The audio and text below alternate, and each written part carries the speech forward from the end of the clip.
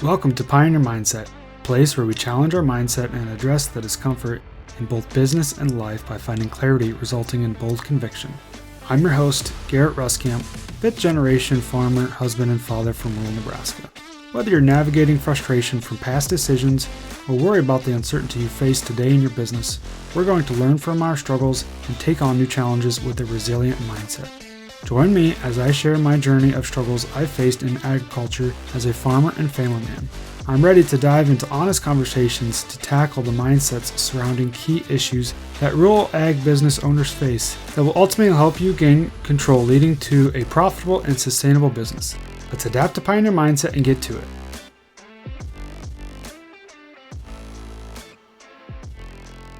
Welcome back, everyone, to this week's episode of Pioneer Mindset. I'm excited to basically build upon our previous episodes. And as we look back on the last few episodes, I had the opportunity to sit down with my dad as we talked about the history of Ruskamp Farms. And I really enjoyed that as we kind of really laid out how we got to where we are today. I think it's important for us to acknowledge, the different things that happened in our past from previous generations, maybe even first generation. Obviously, you got to where you are today by one shape or another, right? And so it's really important to kind of look back on that. And I always enjoy the kind of history of the farm, especially. And so I really enjoyed that episode. If you didn't catch that one, go check it out. But also a couple of those other ones in between there, I kind of sat down solo episode talking about the 1980s farm crisis, kind of how that ties back to us to where we are today in the farm economy and the ag economy. And then also I brought Dad back on as we talked about his personal experience going through the 1980s as he was coming up out of college, starting his farming career, some of the different things that he witnessed and some of the different things that their operation actually took part of in the 1980s farm crisis here locally. And so that's why it was really kind of good to build upon those episodes. Now with today's episode is we're going to be proactive. We're going to be focusing on the future. What can we do as we learned through those different episodes in the past?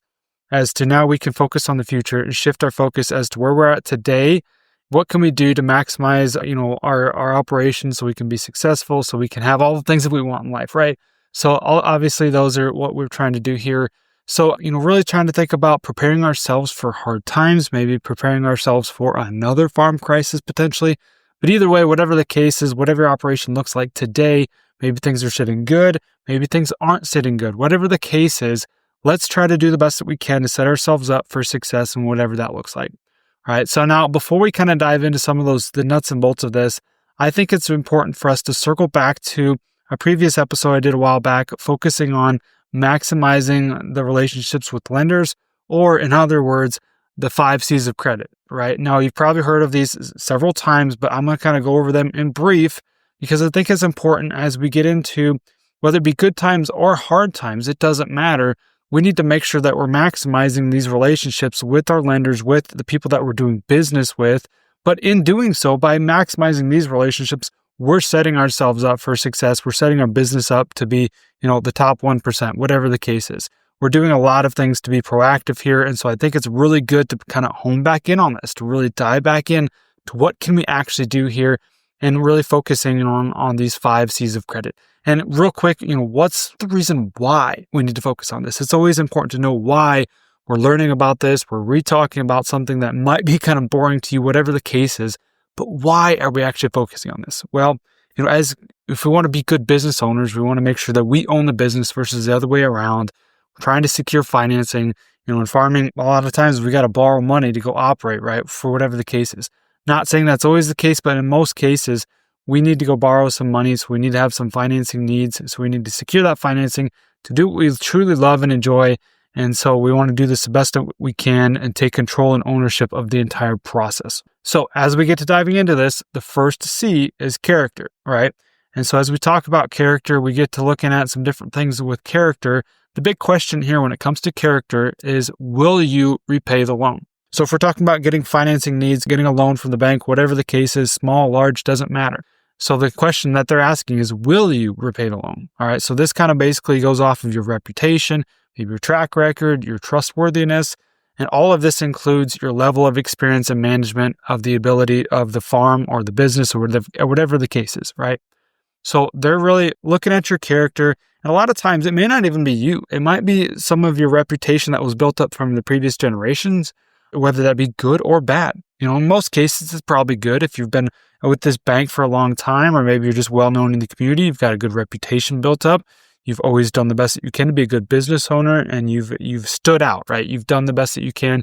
You've got a lot of good character, a lot of goodwill there. The same could be true if it's negative, right? Maybe you've had a really piss poor management style, for lack of better words. And so maybe you haven't been able to repay loans. Maybe you haven't been the best businessman. Maybe your family hasn't. Maybe previous generations haven't. So now they've built up a reputation that is not positive. It's probably more negative. And so you've kind of got to pave your own path on that, or maybe you've got to break away from that. So you're no longer attached to that negativity. All right. So this character side of things is really important. As I get to talking about each of these, I'd like you to maybe think in your head is which ones do you think are the most important to you? And I don't think there's necessarily a right or wrong answer there, but it's just kind of, in your eyes, what do you see as the most important? What are you truly going to focus on as the number one priority? And then kind of let the rest of these fall into place, right? So kind of just to keep moving here, character, very important there. And I think another one of those things is, like I said, the ability to manage the business and how we're doing that. What are you actually focusing on? Are you solely just in the tractor, not putting any time into the office? Are you constantly working in the business instead of on the business? Are you trying to be proactive? What does that actually look like? And the big thing when it comes to character here is all the C words are going to kind of trip me up here. So kind of be patient here. But another C word with character that falls right in line with that would be right underneath of that is communication. Are you communicating well? And that's in good times and in bad. Are you openly going into the bank, having conversations, updating them on different things that are going on? Make sure they're staying in the loop there. Are you keeping the communication as strong as possible? So that's a really good kind of point there when it comes to character. All right, to keep moving here, we got capacity and cash flow. All right, so what does this look like? Now the question here is, can you repay the loan? Before it was will you, now it's can you? Yes, I will repay the loan if I can. Well, now the question is, can you repay the loan? Do you have the ability to generate enough income to repay that loan, to repay that debt, to repay that money that you're taking from the bank and repay it with interest, making sure that they're getting the return on investment, right? Making sure that they're getting it back. And so how lenders actually analyze this is by looking at cash flows, income statements, maybe debt to service ratio, and even your break-even analysis, making sure that you're going to be able to be profitable so thus you can repay the loan. If you're not profitable, what's the one thing that's probably not going to get paid out back, right? You're gonna pay your bills, you're gonna do the best that you can, you're probably gonna have to feed your family. What's the one thing that might not get paid back? Well, it's probably the loan. Remember the thing there that maybe has a little bit of leeway to some extent. And so that's the one thing there that they're gonna be looking at your break-even analysis, and so what are you actually doing to maximize that capacity and that cash flow? How do we actually master this? This is kind of the nuts and bolts here as we talk about how do we master each of these, all right? So in order to master, we need to maybe get diversified income streams, really produce some stability there, improve production efficiencies. I think that's everything that we're trying to do there. We're always trying to be efficient, right? And that's in most cases, we end up actually having to spend some money to be efficient. So we need to really hone in on that. Are these efficiencies getting a return on investment? Are we getting this back? What does that actually look like? Now, a big one here is eliminating unprofitable businesses. I just said diversify, all right? And diversification can be a really good thing for the operation, can be a really good positive thing for a cash flow to bring in income through different times of the year. This can be really good benefit. However, if we've got different businesses, if our focus is going in 5 different directions, and we can't be profitable with each one of those, if we've got maybe one of those businesses that's actually sucking equity back out of the operation, maybe we need to eliminate that. All right. So maybe looking at eliminating unprofitable businesses. Now, a big one here would be just risk management tools, making sure that you're taking some risk off the table, making sure that you're not being too greedy, making sure that you're doing the best you can to be proactive and to really manage the different opportunities that are out there. And with being proactive, let's manage our debts, our current debt proactively as well. All right. So making sure that we're doing the best that we can to manage the cash flow and the capacity there. So the next one's going to be capital. All right. So what does capital look like? What's the question there? Is how much have you actually invested? So this might be, okay, your personal investments, maybe the equity in the operation. This also would include your equipment, land ownership, and overall net worth or overall equity. whatever those different terms that you specifically want to use there. But they're just looking at the overall big picture. What capital have you in your operation? What capital do you have within your multiple different business that you might have?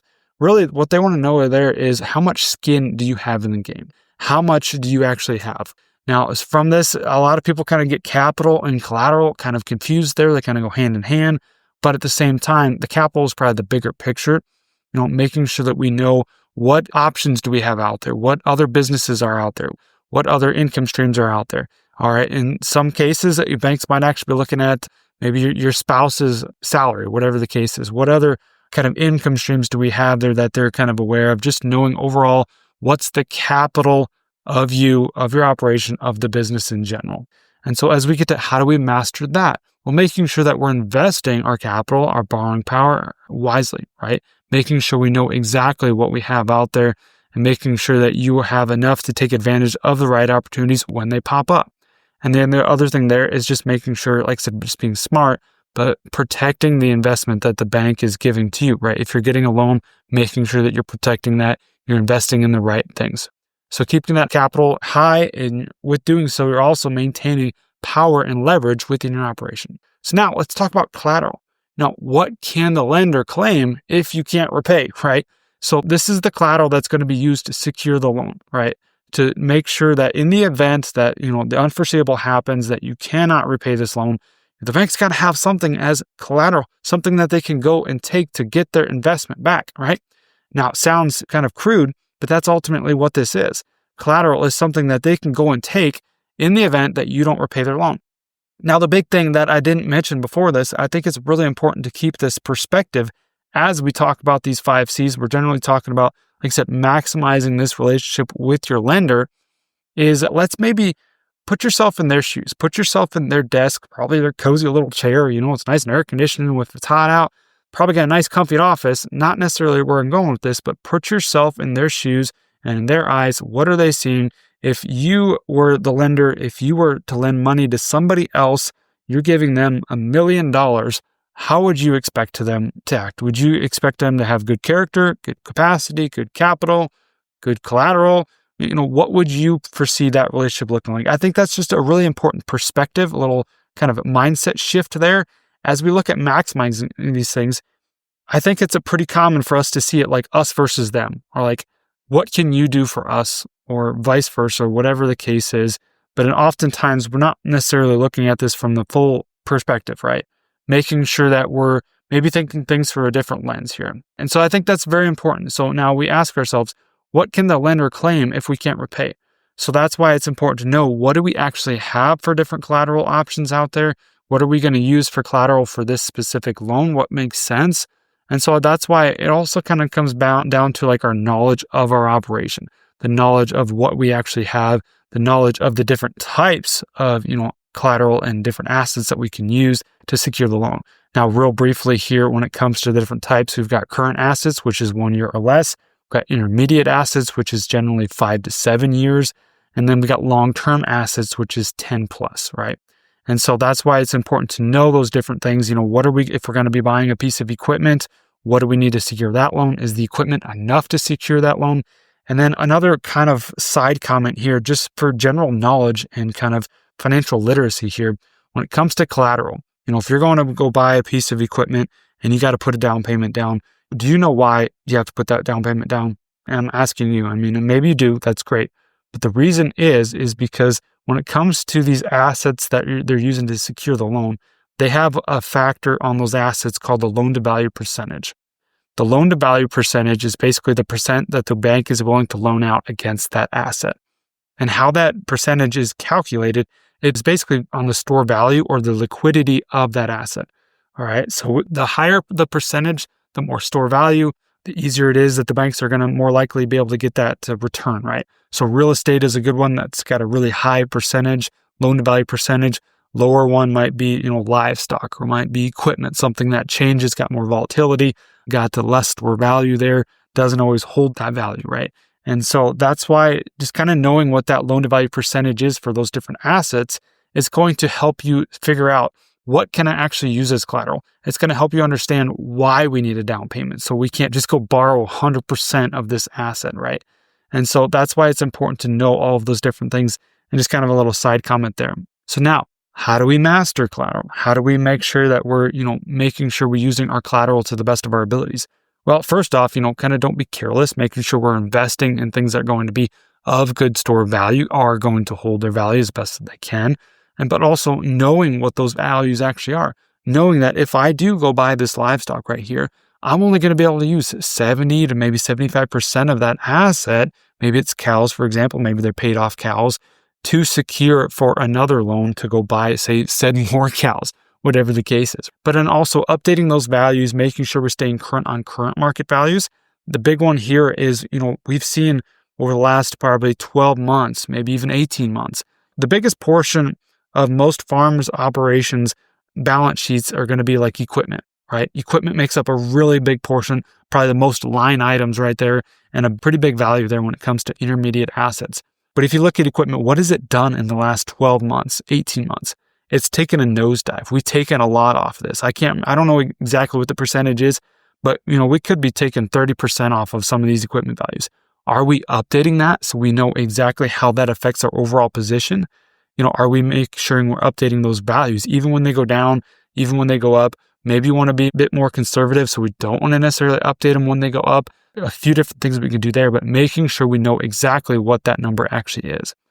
So that's how we're going to maximize collateral. Let's talk about the last C here. Very important as well. I'm going to tie this all back together. That's the conditions or context. I like to think of things in the form of context. So what's the context of the loan and the environment you're operating in? All right, now kind of a little side note here that I like to reference back to for those of you involved in the farming operation. I like to look at the 6 soil health principles. If you're familiar with those, not going to list them out, but one of those, and the very first one, is context. Know your context. What works for Joe Blow over in Virginia might not work for Timmy over in Colorado. And so making sure that you know your context. So what works for your operation might not work for, say, Tim down the road, whatever the case is. So know your context. What's the terms of the loan? What's the interest rate? What's the length, the structure? And what are some of the maybe external factors that we need to look at? Like commodity prices, input cost, weather risk, and overall market conditions, right? So a lot of things to really factor there when it comes to the conditions. And I'd say that really ties in everything that we talked about before. You can have good character, you can have decent capacity and cash flow, you can have good capital, good collateral, all of that stuff. But maybe these conditions just don't look favorable to make this loan. Maybe things just do not add up. And so whatever the case is, this kind of all ties it back. But the one thing that it comes to, I'd say character, that first one there, that's kind of a judgment there. That's kind of one of those things that just has to be made off of good character. It has to be a decision made, maybe a gut decision by the bank, it's by your loan officer who you're working with, right? Probably a lot more emotions tied up into that one.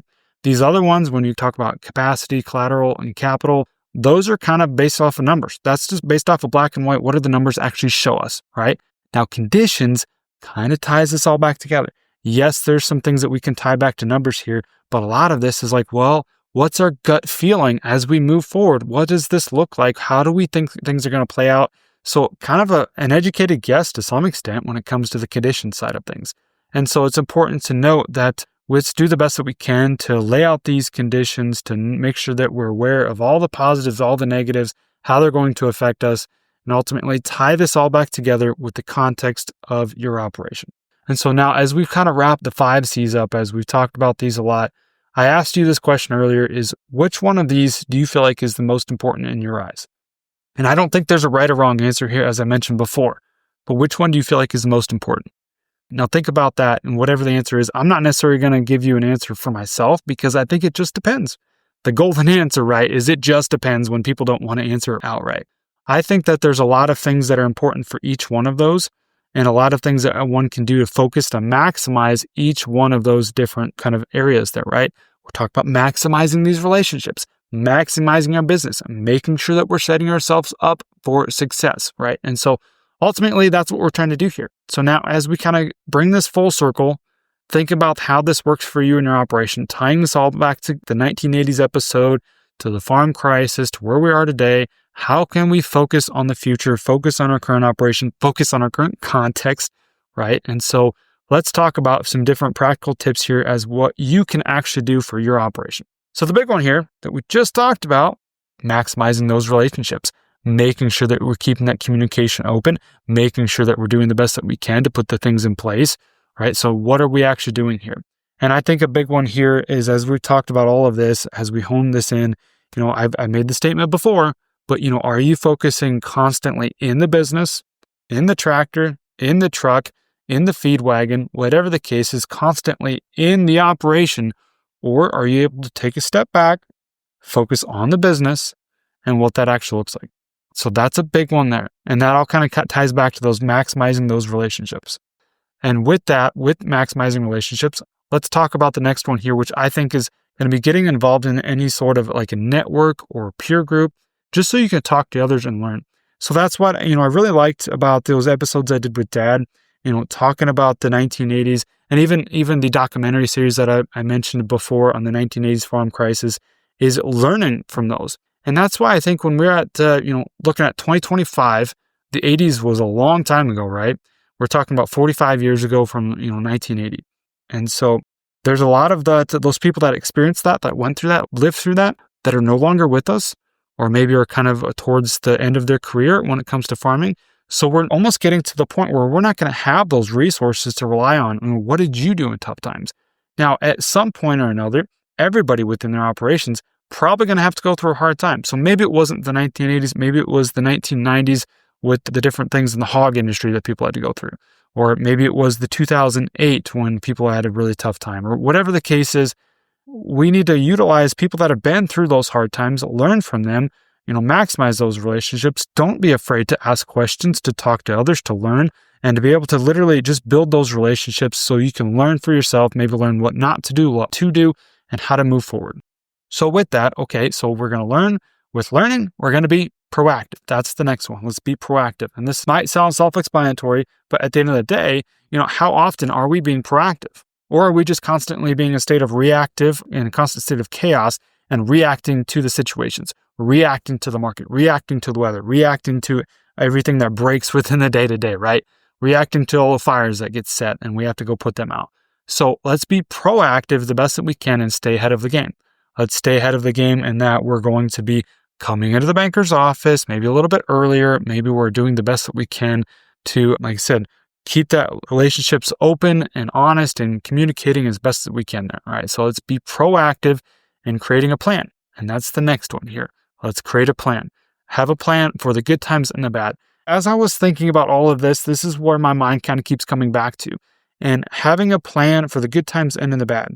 And we talk about, maybe right now, as we said into 2025, we're looking at, we had losses in 24, 25 doesn't look good. We're looking at just another bad year, rough year for the farming operation, whatever the case is. I think it's just as important. Obviously, the bad times is when we're going to tighten the belt. We're going to, really hone in on things. We're going to cut the fat. We're going to do all these things. We're finally going to put the pen to the paper and really do things right. But I think what matters most is the good times. Think back to the good times. What you do during the good times is ultimately going to set you up for success or how you're going to weather the bad times.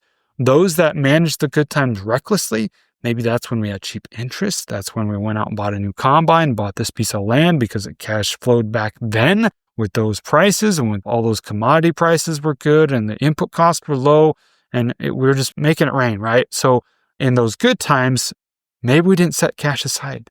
Maybe we were kind of reckless. Maybe we didn't think about all these payments that would come due in 5 years or whatever the case is. And what we didn't think about cheap interest rate and how times will change. And maybe that's going to get more expensive. Didn't think about all of these different things. So this all kind of comes back to what are we doing in the good times? So maybe your operation is at good times right now. And that's when you have the opportunity to do the best you can to set yourself up for success, to manage the down times when they come. It's not if, but it's when. It's when they come. And so that's a really important one there is I think is those operations that seem like they stand the test of time, seem like they excel, seem like they're not affected by the bad times. Well, it's probably because they're a little bit more conservative, a little bit more proactive during the good times. Because as we all know, even with the rough times, kind of the down times in the ag economy and the farm market, the 1980s, there was opportunities back then. There's going to be opportunities in the down times. Everybody always says the best time to get in is on a down cycle, right? because maybe things are a little bit cheaper and it's just a really good time to get in. Well, you can't do that if you haven't set yourself up for success to manage the downtimes. In order to manage the downtimes, you need to manage the good times. So probably a lot easier said than done, because when times are good, we think that it's going to stay this way. We tend to get short-minded there. We tend to think that it's never going to go down. We think that $7 coin's going to last forever. We think that $13, $14 beans will always stay where they're at, right? And so we tend to get short-minded there. So have a plan for the good times and the bad times. And that plan might simply be, all right, come back into doing like some sort of projections. Maybe let's just say have a plan for what's best case scenario, what's worst case scenario, what's average, what's our APH, what are we known to produce? Let's have a plan. Okay, if we make a good profit, what are we going to do with the profit? We're not going to spend it. We're going to put it back into a cash reserve. Maybe we're going to put it into this, that, or the other thing to set ourselves up for success, like I just talked about. So have that plan, lay it out. At the end of the day, because goes to my next one, is let's set the goals and let's stay focused. Because that's the big thing here is a lot of farmers, we see shiny paint. We see that nice green tractor. We see that nice red combine that we need to update, right? So we see all this shiny paint, or maybe we see the dull red dirt that we just want to buy more dirt. We want to buy more land, whatever the case is. So the big thing here is to set those goals. Maybe it's goals for profit. Maybe it's goals for setting some money aside. Maybe some goals to just survive this next year, whatever the case is. Set those goals and stay focused. Don't get distracted. Don't get that shiny object syndrome like we all do, and like we're all guilty of, right? Do the best that we can to stay focused. And also within that, stay committed and be intentional. Big things there. I'm throwing a lot of words at you. I'm throwing a lot of words that are pretty common. You're like, yeah, that's easier said than done. I'll go back and I'll work on this. I'll shut my phone off and I'll get right to this. And then a month goes by, and then 6 months go by, and then 6 years go by, and nothing changes, right? Nothing changes. So be intentional and stay committed to this as well. Now, as we kind of get to rounding this out, kind of a closing comment here, as I've talked about all these different ways to maximize the business, to maximize all of these different things. The big thing I want to come back to here is within this, look at those business owners, like I mentioned before, network, talk to others. Look at those business owners that have set themselves up for success, that have done the right things, that have lived through the hard times and succeeded. All right, look at those people. And in most cases, I'd say if you look at those business owners that are high performing, is they didn't forget about all the other areas of the core four. The core four, if you don't remember, body, being, balance, and business, they were constantly focused on those different things. So that way we can maximize their body so they can perform at a high level and still feel good and be physically fit. And maybe your being and your spiritual connection, your certainty, and then everything you're trying to do and your confidence, and then your balance with your family. They're doing the best that they can to maximize those relationships as well. Not trying to prioritize your banker over, maybe your wife or your kids, right? And so making sure that they maximize that balance so that way, at the end of the day, they're not losing sight of what actually matters. Because the business, that's what we spend most of our time on. That's what we're all guilty of spending probably 95% of our time on. Well, at the end of the day, what happens if our business is gone and we got nothing left because we didn't spend our time in those other areas, right? So the big thing there I want to be, just be mindful of the core four, those other areas of our life. As we talk about business, be mindful of those other areas so we don't let those fall short as well. So now, as we've talked about all this, I'm going to round this out with this longer episode here. I get that it's a longer episode, so I'm glad that you're still with me. But with this, we can maximize our relationships, try to maximize our business, set us up for success. And now with any of this, if any of this kind of hit home for you, even in the last few episodes, as we talk about the 1980s, maybe your farmer's currently going through a hard time. Maybe they did in the past, and you will do everything in your power to make sure you don't get back to that position. Maybe you're a first-generation farmer just trying to figure out how to survive right now and build to that success that maybe the third or fourth generation farmers have. Build to that legend that's in the area that you look up to, that business owner that seems like they have it all together, right? You want to build up to that. Well, how do we do this? Sometimes we just need to have that support. Sometimes they have that accountability to get to that point. So if any of this hit home for you, any of this is something you want to finally, all right, I'm going to do something about this. I'm going to make sure that with the rest of 2025, we can maximize all of this and set ourselves up for success in the future. All right. Not constantly focused in the business, but maybe actually take a step back, focusing on the business. Well, that's exactly what I help people do with Pioneer Farmer, making sure that we're maximizing our relationships, making sure that we're going in the right direction. We're actually setting goals and reaching those goals and working towards them and focusing on the future and being proactive. The big thing there is being proactive. And if you want to be proactive, if you finally want to take a step in the right direction, finally want to actually do something for you and your operation and your family, by the way, and the rest of your core four, reach out to me at Pioneer Farmer. You can check us out with our website. We got pioneerfarmer.org. You can follow us on Facebook or Instagram, which is just at Garrett Ruskamp. And I'd be happy to connect with you and have a conversation to see how we can help you maximize and be productive so we can manage the good times and ultimately set ourselves up for success. So with that, I'm going to close this one out for today, and I'd love to have a conversation with you. If not, otherwise we'll talk to you guys next time, and we'll catch you on the next episode. Thanks for tagging along with me today as we sharpened our mindsets. If you've gained insight from today's episode, be sure to take a screenshot to share or send this episode to somebody who might also find value in it. For more, follow me on Instagram at Garrett Ruskamp or on Facebook, and join me next time for more conviction through clarity.